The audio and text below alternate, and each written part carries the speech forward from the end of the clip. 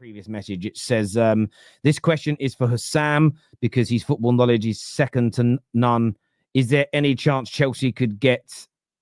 And fair, no. He said my previous question was for Mo. Sorry, not for you. That's for Mo, not for Hussam. Yeah, I know. I saw that. I saw the second super chat, but I'm gonna still take the first super chat. Let Hussam answer. So you won't cry. Right, don't cry. It's fine. Answer. Is there any chance Chelsea could catch Liverpool this year? Too early. You need changes first. I think before Chelsea catch Liverpool or get into the title race conversation, like for real, you need your Alisson Van Dijk transfer window first. I want to ask Nicholas a question, Hussam. Why do they say Chelsea? Who is closer to Liverpool, Arsenal or Chelsea? Because this question means that Nicholas thinks that Chelsea can catch Liverpool before Arsenal. Right? But why isn't it Arsenal? I know that you're a Chelsea fan, maybe Nicholas, but I think Arsenal are closer. Why some Chelsea? Unless they think that Chelsea are closer because they are equal with points to Arsenal. And I'm not following. I think it's Arsenal to catch Liverpool, not Chelsea. Chelsea are still behind. Unless people think that Chelsea can win the title. Not to catch Liverpool, not to catch Man City. It's crazy. Yeah, I don't think Chelsea are in to catch Liverpool. Not now. At all. Chelsea now, their next transfer window for them to be in this position, they have to sign the best of them. When questions like this present themselves, I ask, do some Chelsea fans really think that they will catch Liverpool, or there is a possibility of them catching Liverpool? Or I'll tell you the Chelsea fan logic. Yeah, they're saying, Don has said this publicly. He's saying if Arsenal are in the title race, then so are we. That's what Don said. So that's just the reality of the situation. They're looking at it from a mathematical perspective. They're saying Arsenal and us share the same points. Do you know what I like about it? Is that every year people seem to change the definition of what a title race is. I think Chelsea are in it right now because I don't believe the title race is the home straight. So Gary Neville's often spoke about it's the last 8 games. Okay, well, but if you look at it as a race, like a long distance running race, the race doesn't begin in the home straight. The whole fucking thing is the race, right? So the title race starts day one, and you have to build a foundation. You have to remain strong in the middle, and you need a very good ending. Typically speaking, to win the league. Sometimes you can have a brilliant start, strong middle. I remember when Chelsea won it the second time around with Jose, as in his second stint. They kind of fell off towards the back end of the season, but they were so far ahead, nobody could catch them as an example. But typically, you need a good start, strong middle, and a really good end. So Chelsea are in that title race right now, if Arsenal are, because mathematically they're there. It's whether or not you think, and this is probably, the issue is it becomes a bit like the world-class conversation. If everybody determines what a title race is differently, people end up arguing and debating, but they're not debating about whether Chelsea will be there at the end. They're debating whether or not they're in a title race or not. What you need to agree on first is what you don't even need to agree with the terminology. If we just say that a title race is based on points away from the top, okay, then you ask the question, will Chelsea be there with 10 games to go? It's a very different question to, are they in the title race? Because everyone might have a different definition of But Terry, tonight could change this. Tonight, let's say for the sake of argument, City Forest draw, Arsenal United draw, and then Chelsea beat Southampton and Liverpool win. Then factually, Chelsea are the closest. But what about the other way around then? What about all those results happen? Chelsea win. What if you lose and Chelsea win and Arsenal drop points and City drop points? Then, yeah, but if we lose, it has no significance to this specific conversation because we are still in the title race.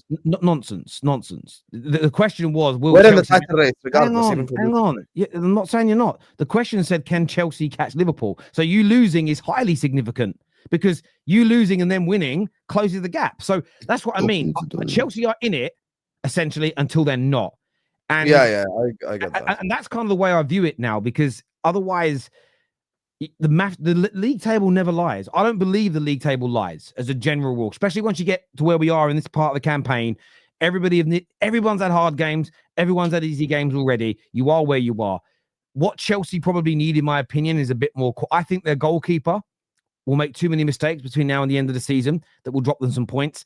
And I'm still not convinced that they need one more top-level attacker from an output point of view, although Palmer and Jackson have been very, very good this year. But I'm not writing Chelsea off. They're one of the very few teams in the sort of top 6 who I think might go out in January and spend big. If they're only 6 points off the top, they're the one side who you could almost guarantee, if you're going to bet your house on it, right? Not that you two gentlemen gamble. If you're going to bet your house on it, who out of Liverpool, Arsenal, and Chelsea are going to go out in the January window and spend big? I think top of everybody's list would be Chelsea. If you're going to put a bet on it, you say Chelsea, probably Chelsea. and that can change it. So yeah, that's why I'm not going to write it off just yet, because there's a long way to go. But they could definitely close the gap. I want to thank, by the way, Triple M for becoming a member and George for becoming a member on the Football Terrace as well. It means a great deal to us. This here says, yo, Terry, I'm a Man United fan, but I think we have a little chance tonight. Fans have been over-gassing us. We have been playing good, but we look so open. Big up. You know, we've only got a small chance. I mean, I looked at the bookmakers' odds. They have Arsenal as the 2-5 favourites, which means you have to bet £5 to win 2. Man United is something like 4-1 to win there, which is pretty, which means you bet £1, you win 4. So the betting odds show that we've got a very little chance of winning this game. But I hope we do. I hope we do win it. No, I know we have a lot of gooners that watch the Terrace and enjoy it. Fair enough.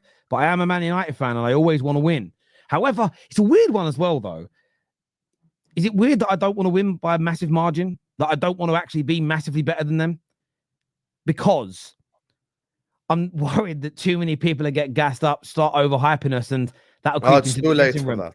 I know, but I'm talking about the ramifications. I'd like a good win, but I don't want anything that's above our station yet, because I just know too many of our fans will get gassed up and it sets us up for failure, and I hate it.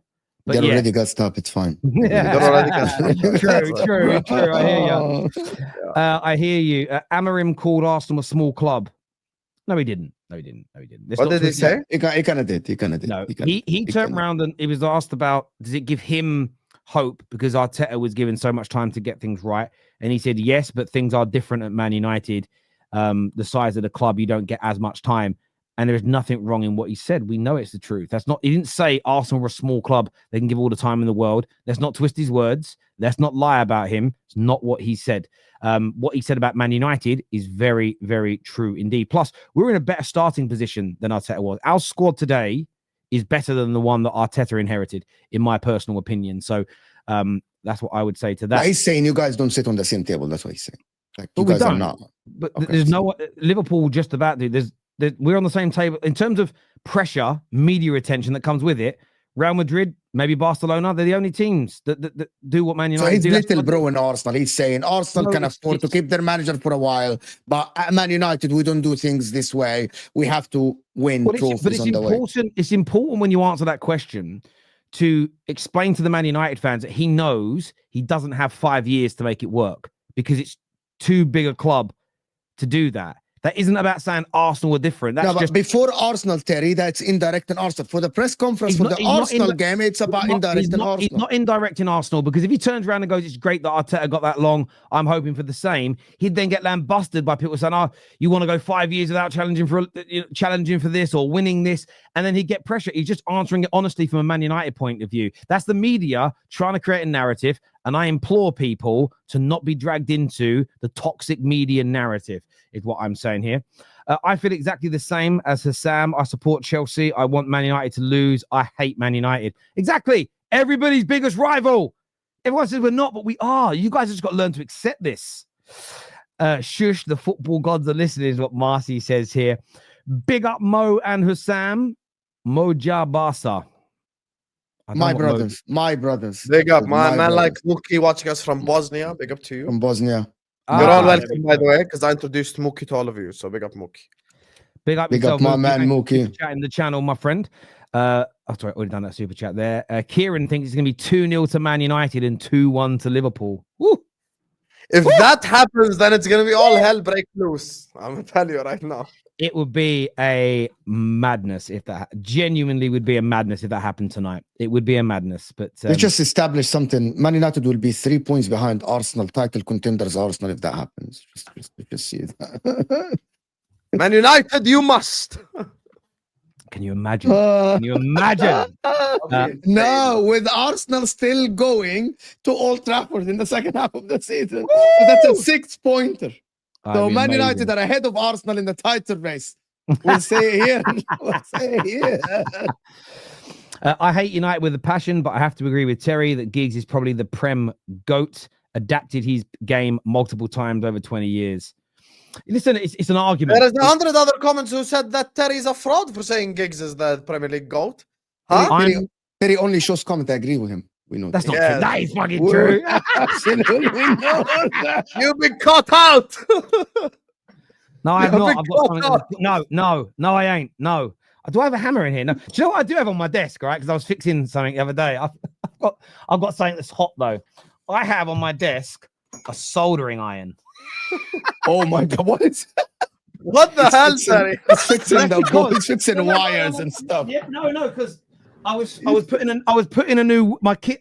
We had a drone Yeah, that the kids a in it drone. broke. I'm reconnecting the wires on a Fixing drone. the wires, yes. Oh, Tech Terry.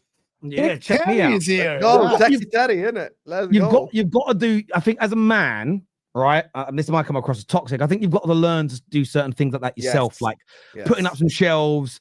Like I could just throw it away and order a new one, but I'm like, no, I'm going to get a soldering iron. I'm going to try and put it back together, and I've got a few more bits to reconnect, and then I'll see if it flies. If it doesn't fly, I'd have to buy a new one. But I've never tried to fix something electronic myself, and I've given it a go. And I think it's going to work. To be honest, I think it's going to work. I did follow a tutorial online, but there we go. Terry the electrician. I wouldn't go as far as to call myself an electrician, but thank you. Thank you very much indeed.